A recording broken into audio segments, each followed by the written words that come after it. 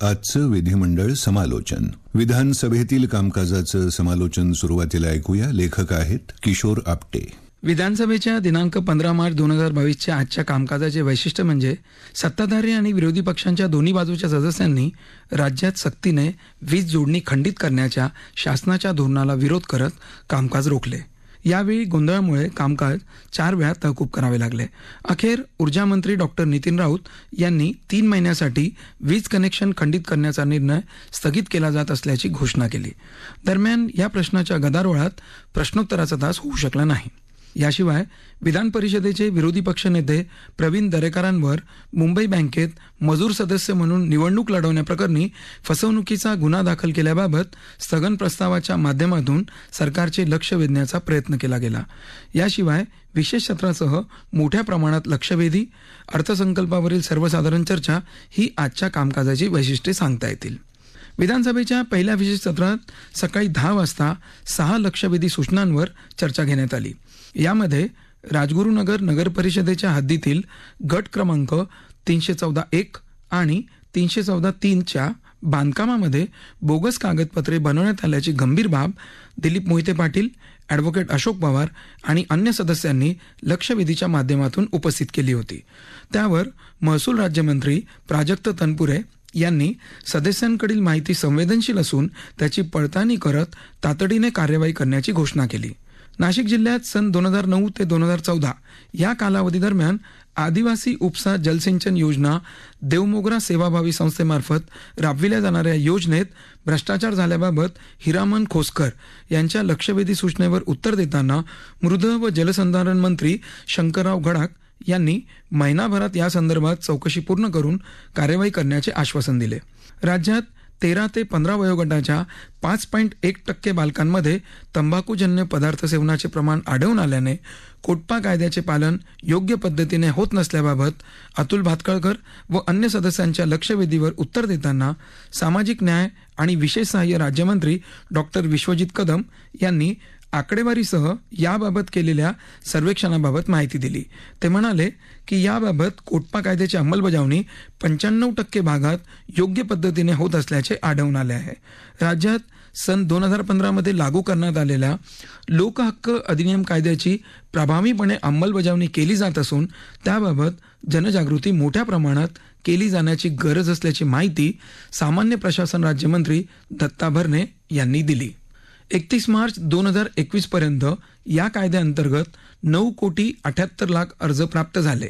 त्यातील 9,40,00,000 अर्ज निकाली काढण्यात आले असून 96% प्रमाणात या कायद्याला प्रतिसाद दिला जात असल्याचे ते म्हणाले.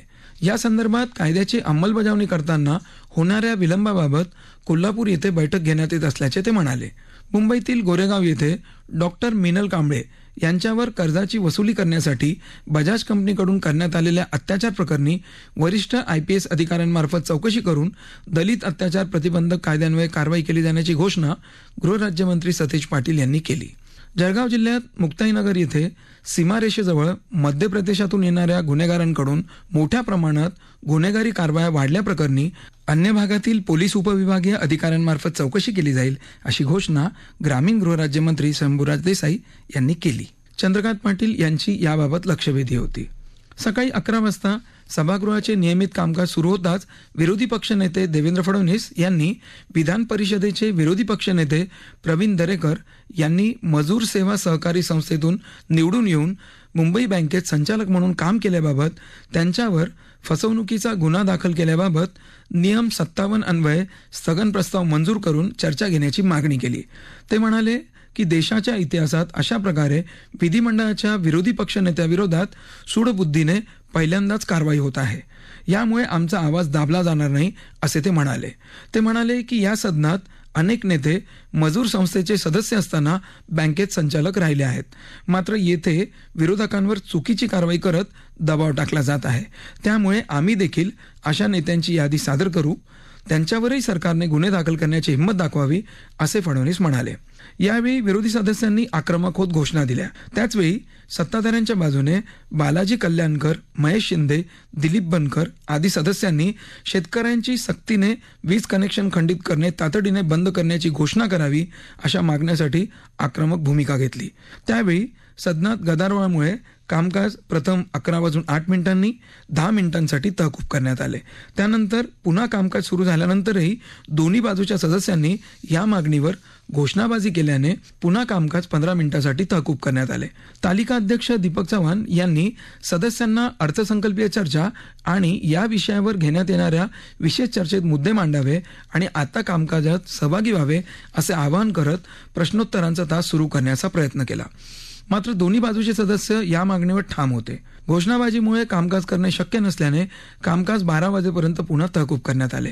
त्यानंतर कागदपत्र सदनाच्या पटलावर ठेवण्याबाबत कामकाज पुकारण्यात आले. त्यात धर्मादाय खासगी रुग्णालयांच्या तपासणीबाबतचा अहवाल राज्यमंत्री अदिती तटकरे यांनी सादर केला. अशासकीय सदस्यांची विधेयके, समितीचा ठराव आणि प्रतिवृत्त समिती प्रमुखांनी सादर केला. त्यावेळी सदनात वीज तोडणीच्या मुद्द्यावर दोन्ही बाजूच्या सदस्यांनी पुन्हा आक्रमकपणे मागणी करत घोषणाबाजी केल्याने कामकाज 1 वाजेपर्यंत पुन्हा तहकूब करण्यात आले. त्यानंतर कामकाज सुरू होताच या मुद्द्यावर सदनात चर्चा घेतली जाणार असल्याचे सांगत तालिका अध्यक्ष दीपक चव्हाण यांनी कामकाज सुरू करण्याचे आवाहन केले.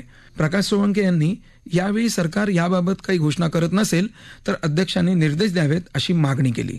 यावेळी सभागृहात ऊर्जा मंत्री डॉक्टर नितीन राऊत यांनी सदस्यांना राज्य वीज मंडळाची सध्याची स्थिती, विविध प्रकारच्या ग्राहकांची सुमारे 60,000 कोटीपेक्षा जास्त थकीत देयके प्रलंबित असल्याने दयनीय असल्याचे सांगितले.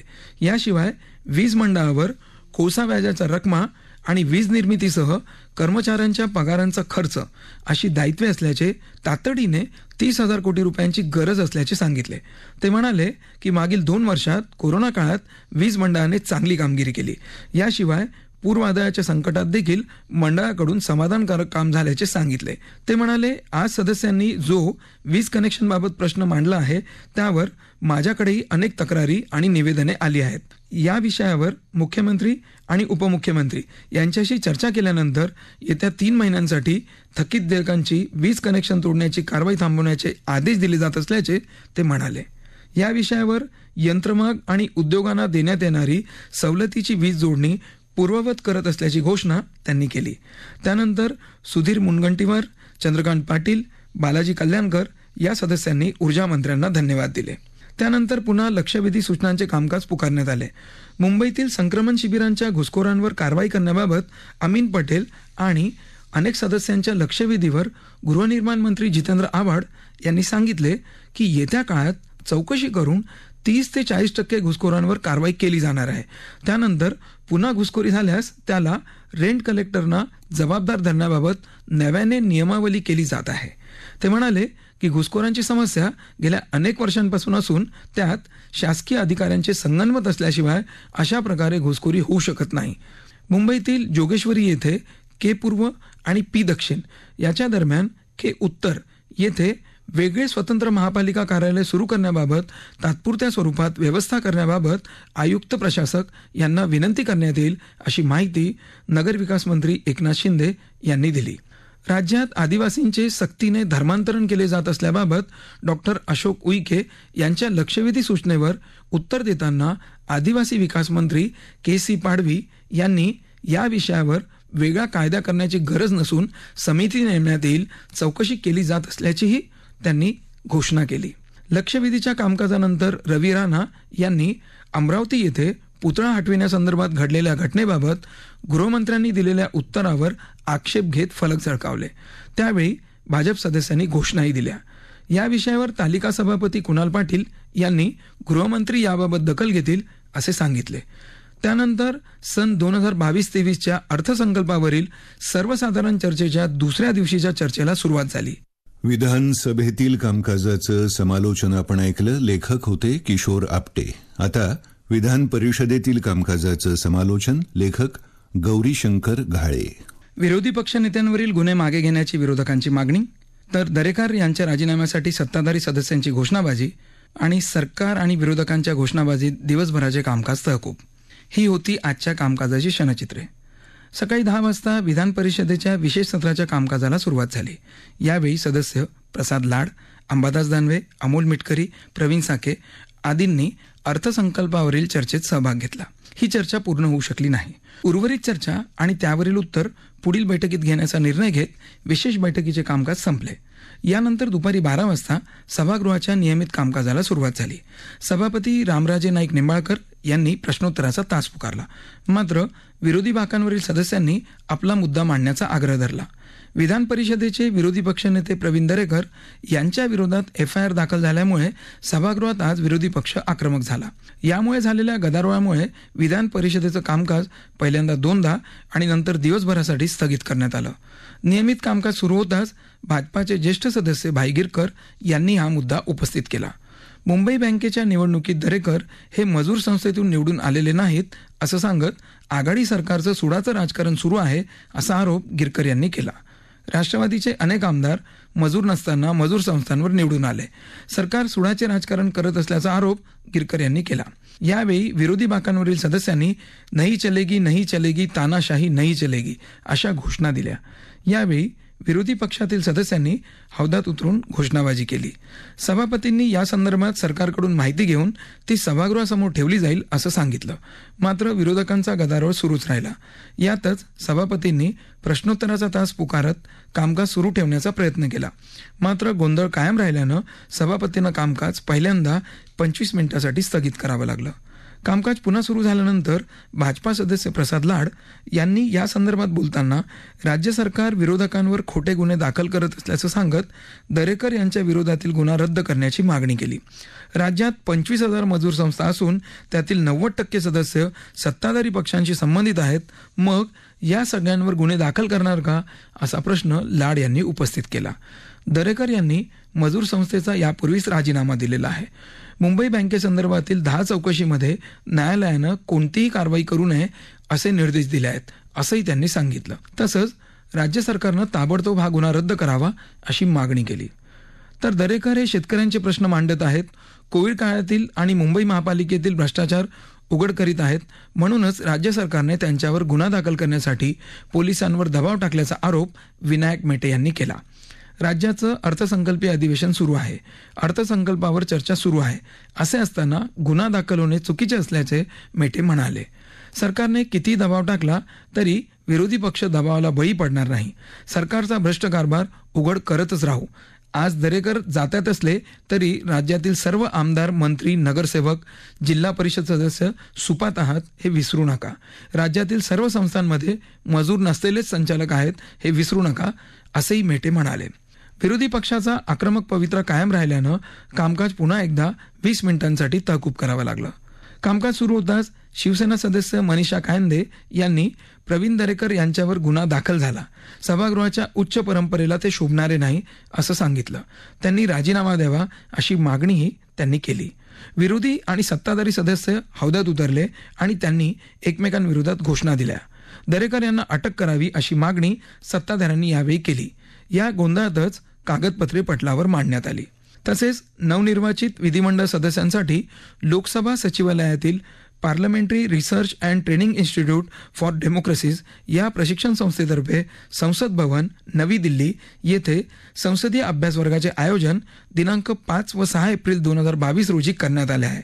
या अभ्यास वर्गासाठी समन्वयाची जबाबदारी राष्ट्रकुल संसदीय मंडळ, महाराष्ट्र शाखा व 20 पांगे संसदीय प्रशिक्षण केंद्र, विधान भवन, मुंबई यांच्याकडे आहे. या संसदीय अभ्यास वर्गात सहभागी होण्यासाठी ज्या सदस्यांनी आपली नावे कळविली आहेत त्यांनी दिनांक 5 व 6 एप्रिल 2022 रोजी लोकसभा सचिवालय, नवी दिल्ली येथे होणाऱ्या या अभ्यास वर्गाची नोंद घ्यावी अशी माहिती विधान परिषदेचे सभापती रामराजे नाईक निंबाळकर यांनी विधान परिषदेत दिली. यानंतरही गोंधळ कायम राहिल्यानं कामकाज दिवसभरासाठी स्थगित करण्यात आलं. विधान परिषदेतील कामकाजाचं समालोचन आपण ऐकलं. लेखक होते गौरीशंकर घाळे आणि वाचन केलं गजेंद्र देवडा यांनी. आजचं विधिमंडळ समालोचन प्रसारित करण्यात आलं आकाशवाणी महाराष्ट्राच्या मुंबई केंद्राच्या अस्मिता वाहिनीवरून.